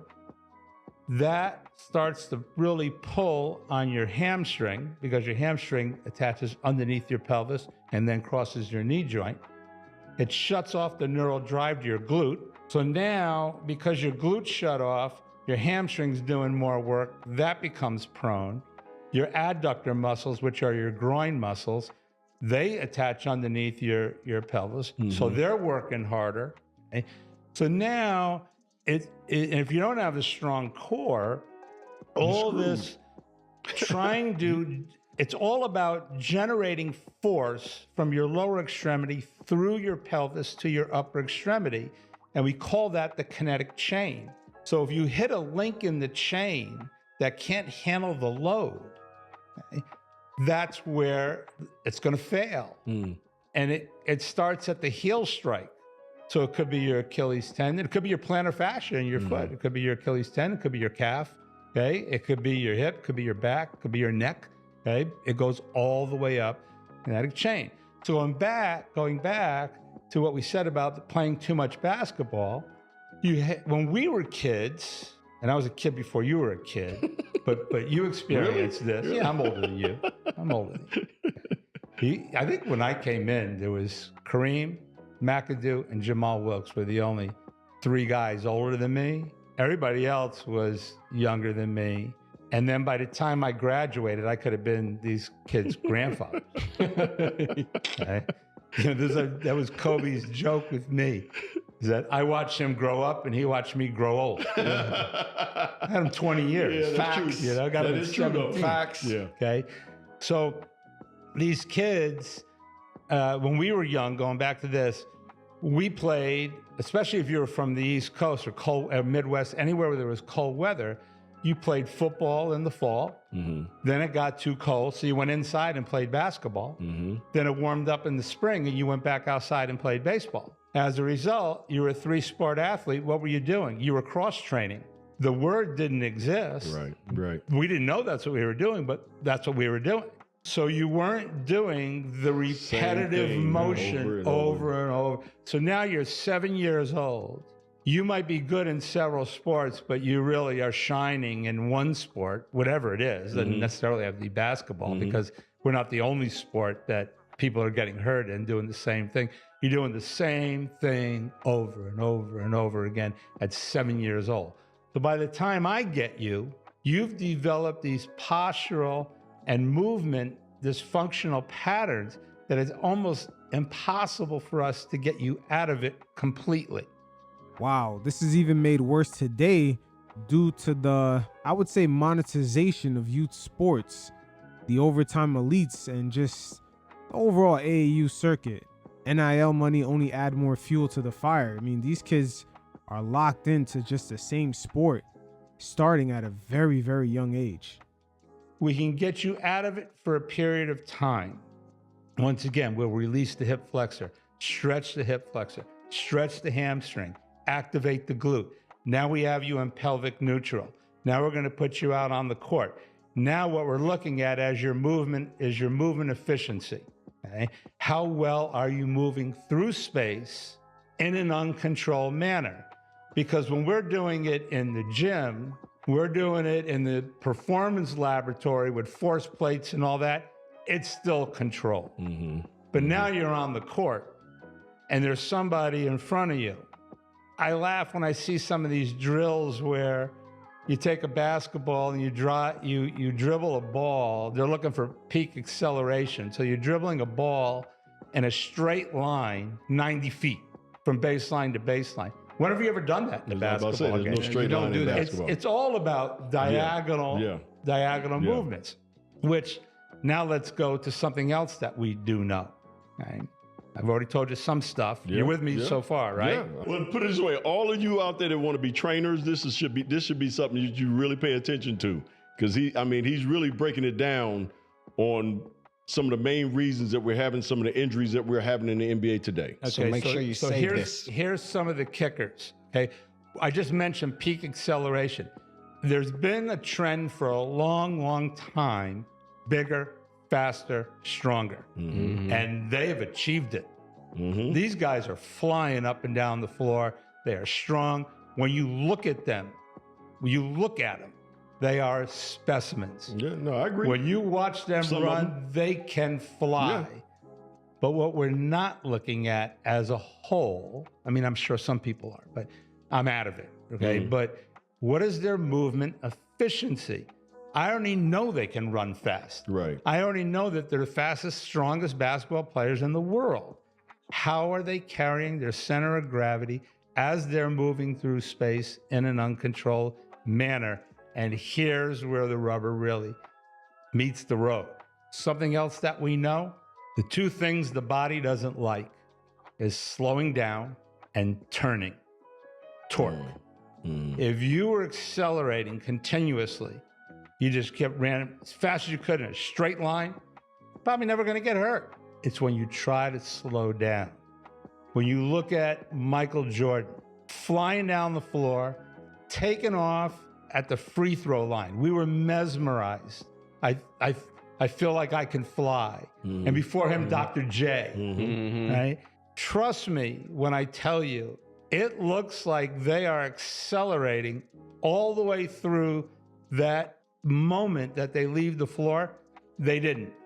Right before they jumped, they were slowing down. You might not be able to see it with a naked eye, but with high-speed cameras and sensors, we can see that. Right. So when you're trying to slow down, these muscles are lengthening under great tension, more tension than when the muscles are shortening when you're running in a straight line. They're shortening, okay? Now they're lengthening under great tension. And if they can't handle the load, wherever that load is at that moment, if that link in the kinetic chain can't handle the load, it's going to fail. And that's where you're going to get hurt. Okay? And it's kind of that simple. Now you add in the turning, torque, twisting. Okay? Now you're really putting yourself in harm's way, because that's how we tear ACLs. Okay? That's how we tear meniscus in your knee. You don't tear a meniscus by running in a straight line. You tear it when you plant your foot and turn. Okay? And so yes, it is about playing too much basketball, but probably not so much as playing so much and not having recovery time. It's playing so much that you've developed these postural and movement dysfunctional patterns, okay? So that your movement efficiency isn't good. We get you out of it, we get you in neutral, you start the game, you're doing pretty well. Now you're starting to fatigue. Once you do, you go back into that default pattern. You'll see the guys at the free throw line holding their shorts, okay? Tired. Yes, because they don't have the core strength, okay, to keep themselves, okay, their center of gravity, okay? Now, so we call it core strength because it sounds good. Right. Strength is your ability to generate force. Power is how fast can you generate it. Endurance is how long can you generate it. We really should call it core endurance, because the longer you can control your center of gravity with your core, the least likely you'll get hurt as you're moving through space in these uncontrolled manners. That's why all these people that, for whatever their reasons are, sitting in front of desk or playing golf, too much tennis, too much swimming, whatever the cause of their pain is, they take up yoga, they take up Pilates, and it counters all the dysfunctional patterns that you've created over time. It makes sense with the league just being so spaced out. It's almost like, I don't want to say guys are playing soccer out there, but all the extra running that's being done right now versus previous eras, they got to take from soccer players in a way, because the core is really what's emphasized with guys running back and forth in a football-sized field. The core is definitely the main thing that really gets emphasized in training. But who knows? The league is always tweaking the game. Maybe they might slow down the pace a little bit to allow these guys to not get so many hamstring injuries, because it's really going rampant through the league right now. And finally, Gary Vee touched base on some of the commercial travel nowadays, with guys in private jets versus the 1980s, players being on commercial flights. You were there. I think Northwest Airlines still existed. We're in Detroit. We're flying commercial in those days. These guys don't understand. Yeah. Okay. We're flying commercial, which means we played the night before. It means you didn't fall asleep till 2 or 3 in the morning, and then you got up at 5 because you had to catch the first flight out. Yeah. You know, we were out. We played in the Silver Dome out in the boonies. We flew out of Detroit Metro, which was a long bus ride, you know. And I have like 100 pieces of luggage in the snow on the curb. Yeah. And I got these players that I got to get on the plane. And in those days, because it was commercial, you're making these reservations like in July. As soon as the schedule came out in July, right? So you're making the reservation. You don't know who's going to be on your team, you know? And it's not like today, there's a name on the boarding pass, but it doesn't have to match who's actually in the seat. It doesn't really matter. Yeah. So you got like guys that were on the summer league team that weren't even going to be there. You know what I mean? And so I would write the name on the boarding pass because it wasn't going to match what was printed on it. And I remember it was I love Josh Roosevelt. I remember this Josh story. Roosevelt was our PR guy, and I can't be in two places at one time. And I'm really concerned about, you know, all this gear on the curb in Detroit, right? And so I go, Josh, do me a favor. Take these boarding passes, go to the gate. Do not give them out until they step onto the airplane. Because if you give them out while they're seated, somehow they're going to lose them between there and there. Right in mid-stride, that's when you hand them their boarding pass, okay? So he does it, and I get to the gate. He's not looking too good. I go, what's the matter? I think I fucked up. I said, what'd you do? He goes, I think I gave McAdoo Kareem's seat, and Kareem's in McAdoo's seat. Kareem's back there stewing. Don't worry about it. I'll fix it. Okay? Because I had a great relationship with both of them, right? I go up to do. I go, hey, Mac. I said, you got to help me out with this. Okay? Josh was handing out the boarding passes, and he gave you Kareem's seat by mistake. And now Kareem's back there, and I think he's pissed off. I need you to switch seats. Looks at me. Staring at me like for a few seconds. Then he looks back at Kareem. Looks back at me. Nah. Fuck that big bald-headed motherfucker. He ain't the only one with long legs. I like to stretch out once in a while. Hey? You know what? Ask that big bald-headed motherfucker when I used to give him numbers. Numbers. I was there. I remember it. And he's looking back at Kareem. He wanted Kareem to hear him, you know what I mean? And now, like, he's sucking me into this deal, you know what I mean? Like, what am I? Crazy. And now, like, no, but now, like, what am I going to do about it? Right. You know what I mean? Right. You know? And I look back at Kareem and I looked at him. Man, Kareem was probably reading a fucking book, ignoring all you motherfuckers because he hated y'all anyway.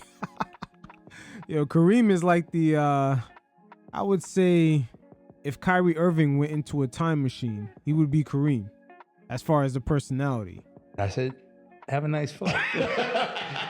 Gary. And I walked by Kareem, because I was like in the back, right? Yeah. I said, it'll never happen again. Okay. That was that. Yeah. Hey. It is what it is. Gary V has seen the golden years of LA, or should I say Dr. Bust's LA. Beyond the championships, there was a lot of innovation. The rolling out of the red carpet, the stars coming through, the Laker girls, aka the cheerleaders, as other teams eventually follow suit. And yeah, we'll see what the future holds in LA and what kind of environment the new ownership will foster going forward. But you guys definitely hit up the link in the description below. Check out my NBA True Story playlist for more nuanced stories like this. And until next time, you fellas stay safe. Peace.